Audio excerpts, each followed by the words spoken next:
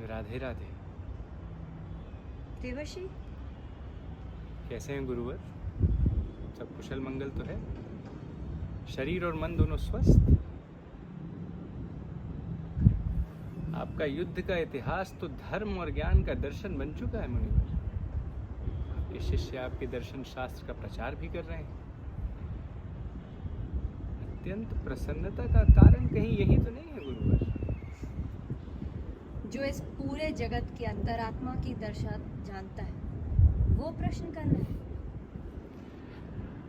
जगत की दशा तो समझता हूँ मुनिवर, परंतु इतने महान महर्षि के मुख पर इतना संतोष का भाव क्यों? आज जब मैं समाधि में लीन बैठा था, आने वाले काल ने मुझे अपना अभ्यास करते हुए दिशा दिया। मनुष्य का पतन तो होना ही। मुझे लगा था कि मैं वेदों में दिए ज्ञान का स्वयं साक्षात हूँ, परंतु मैं अब भी अपूर्ण हूँ देवर्षि। मुझसे क्या छूट गया? राधे राधे।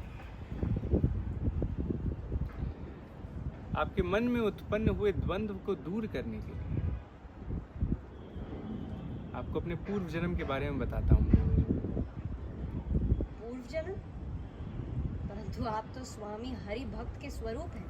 ये किस युग की बात कर रहे हैं? युग नहीं गुरुवर, कई युगों कई मनवांतर पहले। इस बात को बीते एक पूरा कल्प हो चुका है। उस जन्म में मैं अपनी माँ के साथ रहता था और उसी जन्म में एक साधारण रूप में हरि भक्ति को लीन हो गया। इससे मुझे हरि के रहस्यों के बारे में पता चला। कई युगों तक मैं निद्रा में रहा।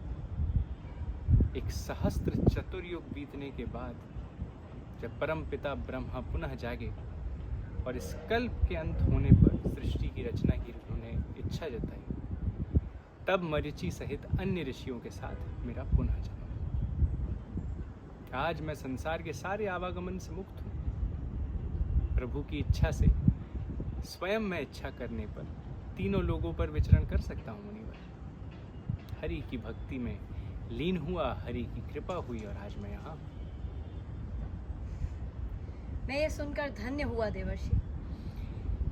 आपने अब तक अपने सारे पूर्व कार्यों में हरि की कीर्तियों, उनके यश को केवल धर्म और ज्ञान के दर्शन से लिखा है मुनिवर।